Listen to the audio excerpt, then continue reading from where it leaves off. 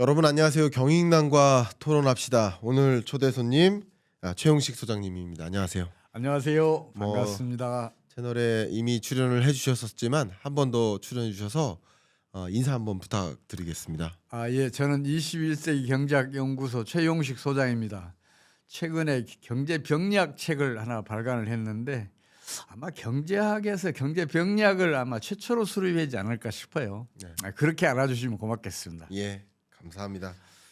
저번에 채널 출연해 주셨을 때 뭐 워낙 제 채널은 인터뷰가 아니라 토론 방식이어가지고 굉장히 강하게 서로 토론을 하다가 시간이 부족해서 이제 토론이 거의 시간에 맞춰 끝냈던 기억이 있어서 오늘 2차 토론을 또 진행해 볼까 합니다. 괜찮으실까요? 저는 반갑고 고맙습니다. 좋습니다.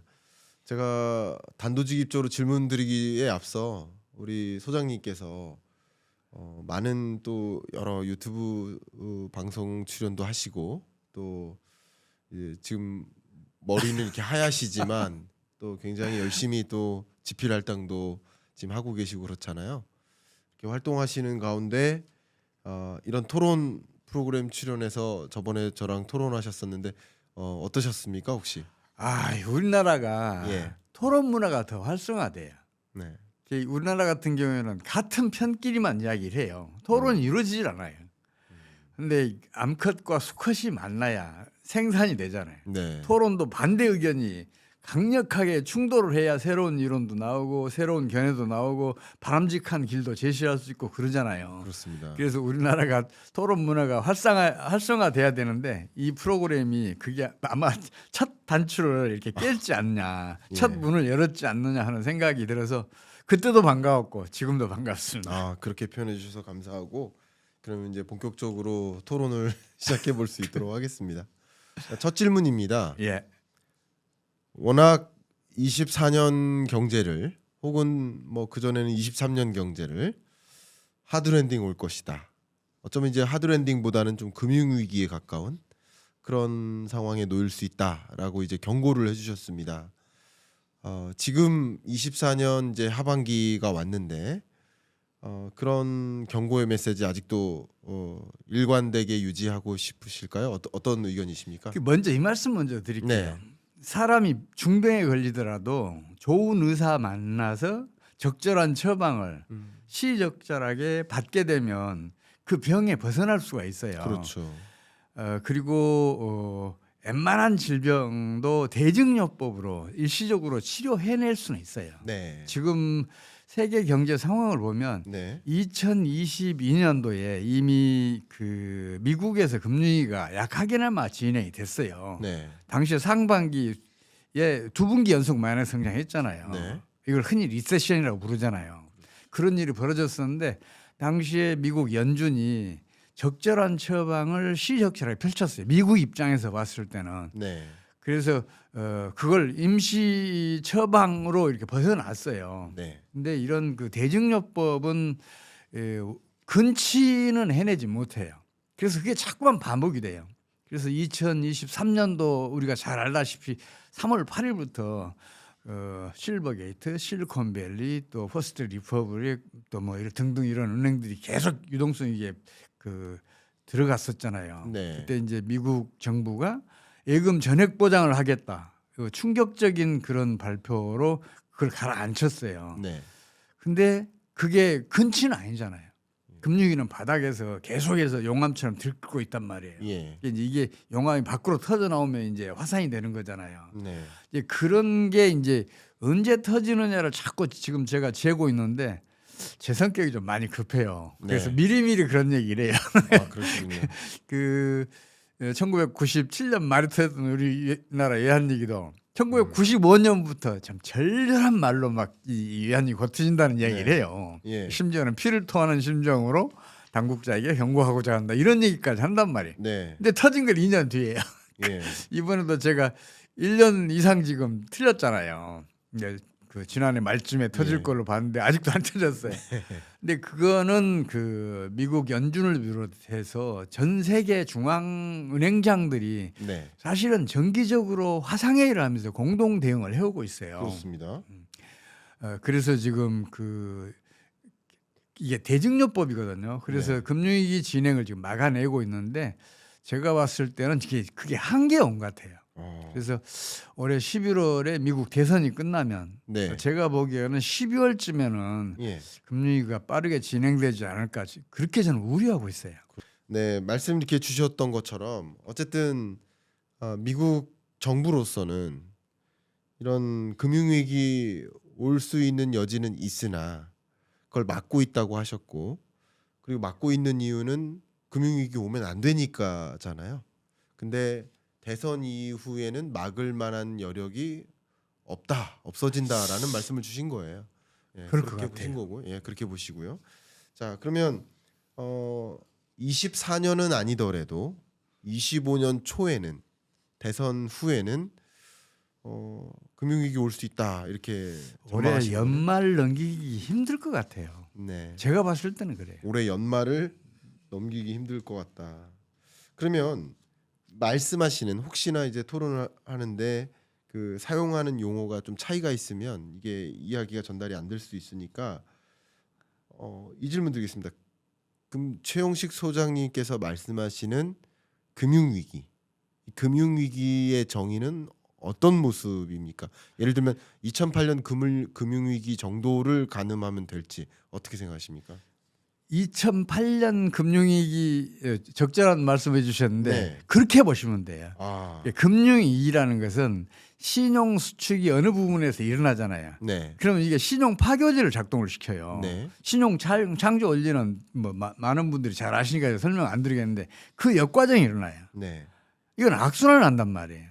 그래서 신용 파괴 원리가 작동을 하게 될 것이다 이렇게 보고 있어요. 그게 파괴 원리가 작동을 하면 금융위기는 진행을 해요. 네, 유동성이 신용 승수배만큼 갑자기 위축되면서 우리 사람도 그렇잖아요. 피가 10%만 빠져나가면 생명이 위험해지잖아요. 네, 그와 마찬가지로 경제 내에서 그 통화량 신용이 이제 그 10% 이상 수축이 되면 경기는 급격하게 악화되면서 경제난이 아주 심각해져요. 네. 그걸 금융이라고 저는 정의하고 있거든요. 그러시군요. 자, 그러면은 말씀하셨던 그 아마도 연말에는 연말을 넘길 수 없다고까지 하셨으니까, 그러면은 금융위기 온다라는 전망을 주셨는데, 그 전망을 주신 그 배경은 일단 유동성이 감소한다라는 거잖아요. 첫 번째. 네. 그 유동성 수축이 네. 일반적으로 두 가지 경우에 나타나요. 네. 하나는 부동산 시장의 붕괴, 네. 또 다른 하나는 주식시장의 붕괴. 네. 또 그 영향으로 이제 그 연쇄적인 예금 인출 사태가 터지면 네. 이제 그거는 거의 틀림없이 이제 신용 파괴가 작동을 하고 금융위기로 가는데 예. 좌우간 그 전에 부동산 시장이든 주식 시장이든 하나가 붕괴되면 네. 이거는 주식이든 부동산이든 이게 통화의 역할을 어느 정도 하거든요. 네. 그래서 경제 내 유동성 수축이 되면서 이게 신용 파괴 작동을 시키거든요. 네. 그러면서 금융위기가 진행되는데 제가 지금 가장 우려스럽게 보고 있는 게 세계 금융 주식 시장이에요. 네.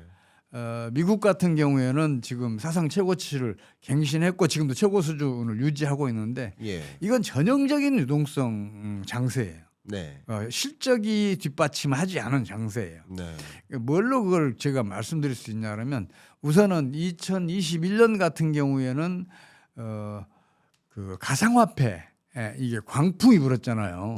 네. 그 바람이 유동성이 풍부해지면서 주식시장도 그 사상 최고치를 갱신했었고 그 다음에는 이게 꺼질만 하니까 그 다음에는 이제 전기차, 배터리 시장 이게 이제 붐을 일으키면서 이게 이 이슈로 주식시장이 또 한동안 강세를 유지했었거든요. 네. 그리고 이제 최근에는 그게 또 꺼지니까 AI 열풍이 불었어요. 네. 근데 AI 열풍이라는 게 저는 AI를 엄청 중요하게 생각하는 사람이고 네. 저도 1980년대 말에 AI를 열심히 공부했던 사람이에요. 그만큼 중요하다고 보니까. 네. 근데 AI 전문가들이 AI를 지나치게 과대 포장하고 있어요.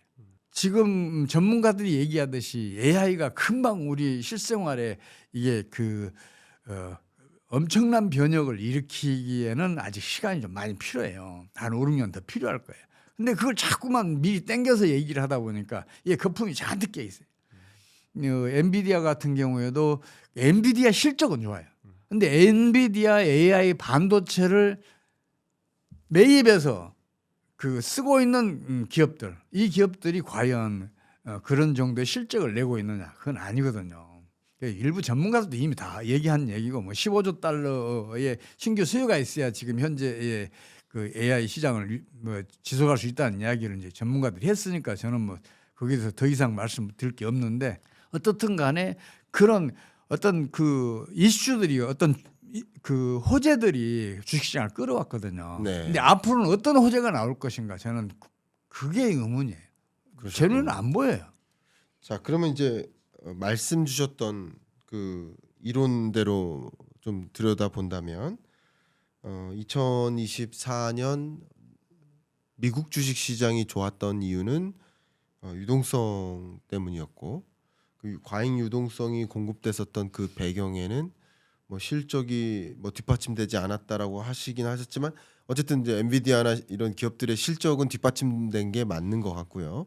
다만 그 실적이 뒷받침되는 실적의 증가 속도보다 유동성 공급이 더 많았었다. 그러니까 미래에 대한 과도한 기대 때문에 주식시장에 들어왔었던 것이다. 그러면 지금 상황에서 추가적인 호재가 없다면 그렇다면 주식시장은 붕괴될 것이다. 이렇게 보시는 거네요. 그동안 그 미국 그 금융시장의 유동성이 이제 주로 이렇게 확장이 된 이유가 뭐냐면 미국은 그 2022년 상반기에 그 연속 두 분기 마이너스 성장하자마자 3월부터서 빅스톱을 밟기 시작해요. 두 번인가 밟았죠. 네, 그다음에 네. 이제 4월부터는 자이언트 스톱을 세 번 네. 밟고 0.75% 끌어올리잖아요. 이제 그렇게 하면서 달러를 강세로 전환을 시켜요. 네. 그럼 어떤 효과가 있냐 그러면 미국 기준금리가 다른 나라보다 높단 말이에요. 그럼 다른 나라 국내 저축이 더 높은 이자율을 바라고 미국으로 끌려갈 거 아니에요. 네. 그리고 달러가 강세이니까 미국에 투자하면 환차익이 생기잖아요. 네. 반대로 다른 나라에 투자하면 그 나라 달러에 대비해서 약세니까 그 통화 가치가 그 당연히 환차손 생길 거 아니에요. 네. 그래서 다른 나라에 투자됐던 금융 자본들이 미국으로 빨려갔어요. 네. 특히 엔캐리 자금 많이 맞아요. 갔어요. 예. 우리나라도 지금 그 주식 투자자들 그 미국에 투자 많이 했잖아요. 예. 이 환차익도 있고 또 이제 미국 주식시장이 호조니까 많이 갔는데 이게 지금 현재 그 4만 1,000대를 넘었다가 지금 4만 대로 떨어져 있는데 이게 얼마나 유지될 수 있겠냐는 거예요. 야. 새로운 그 신고가를 갱신하지 않으면 실망 매물이 나오면서 미국에서 떨어져 나올 나라들이 있고 또 이제 제일 중요한 게 뭐냐면 미국의 경상수지거든요. 이 달러가 강세를 보이면 반년에서 1년 정도는 희한하게 경상수지가 호조를 보여요. 호조를 보인다기보다 악화됐던 게 멈추는 경향이 있어요. 네. 근데 이게 반년 내지 1년이 지나면 경상수지가 갑자기 악화되기 시작하거든요. 그러니까 경상수지가 악화된다는 얘기는 달러의 세계 시장에 대한 공급이 그만큼 많이 늘어난다는 얘기거든요. 네. 달러 가치는 하락 압력을 받게 돼요. 이제 그 영향을 받지 않을까 지금 저는 그렇게 보고 있어요. 그리고 네. 실제로도 중국은 미국 국채를 세계 최대로 많이 보유하고 있었는데 그거 계속해서 지금 매각하고 있거든요. 예. 일본 엔캐리 자금도 지금 한계에 온 거 아닌가 싶어요. 좋습니다. 엔캐리 자금은 주목해야 할 게 뭐가 있냐면 그러니까 일본 자금을 끌어다가 다른 나라에 투자하는 게 엔캐리 자금이잖아요. 네. 근데 만약에 엔화 가치가 상승하는 경우에는 환차손이 생겨요. 네. 그래서 그 환차손을 막기 위해서 해지를 해요. 그게 이제 현금화 시키기 가장 좋은 일본 주식시장에다 투자를 한 거죠. 그렇죠. 그래서 일본 주식시장도 사상 최고치를 갱신을 했는데 이게 멀리 가겠냐는 얘기죠. 네, 의견 주셨던 것처럼 저는 그 부분에 대해서는 굉장히 공감합니다. 그러니까 고맙습니다. 무슨 뜻이 아닙니다. 저 의견도 비슷하고요.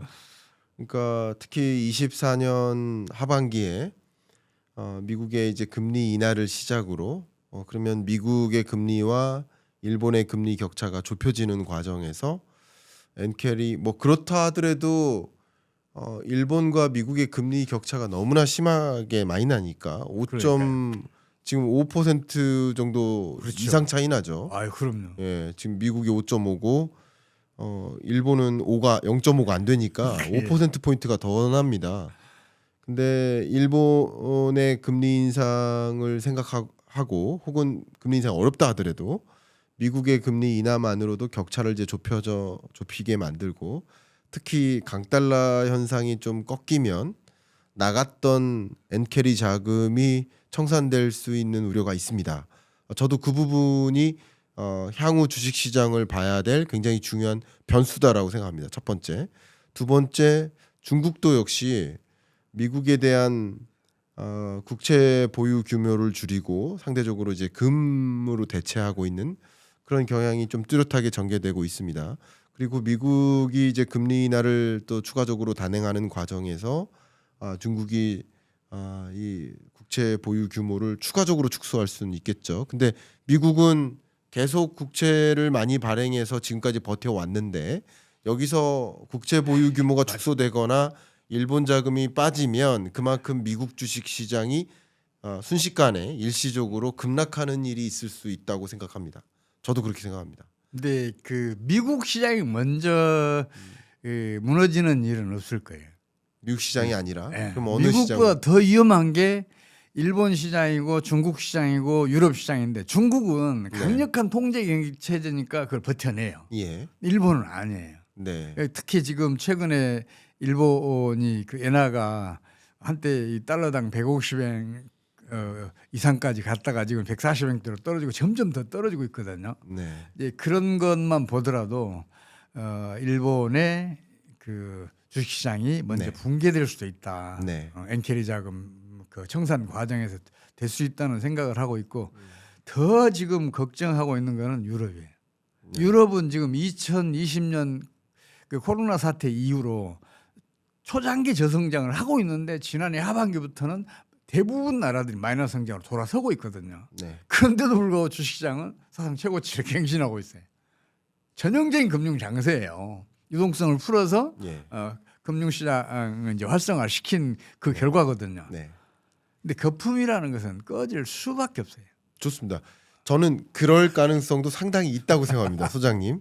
저는 상당히 있다고 생각합니다.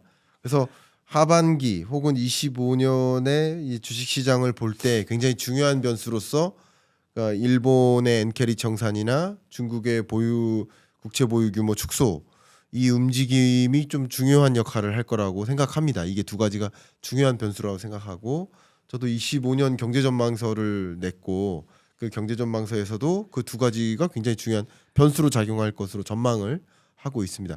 다만 여기서 드리고 싶은 질문은 그거는 주식시장 폭락이죠. 네. 제가 우리가 논하는 것은 그런 변수들이 작용함에 따라 주식시장 폭락으로는 있을 수 있다. 그러니까 주식시장 폭락이 있고 나면 그게 금융위기로 갈 것인가? 이건 좀 다른 질문이에요. 그리고 두 번째 아까 말씀하셨던 부동산 붕괴, 그러니까 주식 붕괴, 부동산 붕괴를 강조하셔서 그게 경로예요. 소장님께서 말씀하셨던 그럼 부동산 붕괴가 올 것인지 첫 번째 그리고 부동산 붕괴가 오면 또 그것이 소위 금융위기를 가져올 것인지 이거 또 다른 질문이거든요. 그래서 주셨던 말씀에 대해서 추가 질문을 드리는 겁니다. 주식 붕괴까지는 가능하다. 그런 일은 있을 수 있다. 이렇게 가정하겠습니다. 다만 저는 그럼에도 불구하고 주식 붕괴가 없을 수도 있다라는 생각을 조금은 합니다. 왜 그러냐면 그 부분부터 말씀드리고 이거는 이제 동의할 필요는 없습니다. 왜 그러냐면 말씀하신 것은 역시 중국의 국채 보유 또 말씀하신 것은 역시 일본의 엔캐리 자금이죠. 근데 그게 모든 유동성을 뜻하진 않습니다. 맞아요. 왜냐하면 고금리 상황에 은행으로 들어갔었던 자금 그 은행으로 현금화됐던 그 자금이 금리 인하와 함께 주식시장으로 들어올 수 있거든요. 그래서 엔캐리 자금 청산이나 중국 자금이 돌아가는 일은 있을 수 있고 그게 주가를 이렇게 좀 조정시키는 하락장을 만들 수 있는 변수로 작용할 수는 있지만 금리 인하와 동시에 그 유동성이 주식시장으로도 들어올 수 있기 때문에 그렇기 때문에 주식시장의 붕괴로 강력하게 전개되지 않을 수도 있고 엔캐리 청산 같은 경우 우리가 예의주시를 해야 되겠지만 그럼에도 불구하고 일본이 생각하는 목표 금리가 0.5고 미국이 생각하는 목표 중립금리가 3.5인데 그 차이가 그래도 3%나 나니 여전히 엔캐리 트레이드가 일어날 수도 있다. 여전히. 그래서 24년 한 해를 넘기기 전에 대선 이후에 금융위기 올 거라는 생각은 조금 뭐 그런 일이 있을 거라고 한다면 우리가 대응을 해야 되겠지만 그럴 거라고까지는 생각을 저는 못 하겠습니다. 양해를 부탁드립니다. 이 부분 혹시 어떤 생각이신지 먼저 예. 듣고 여쭤볼까요?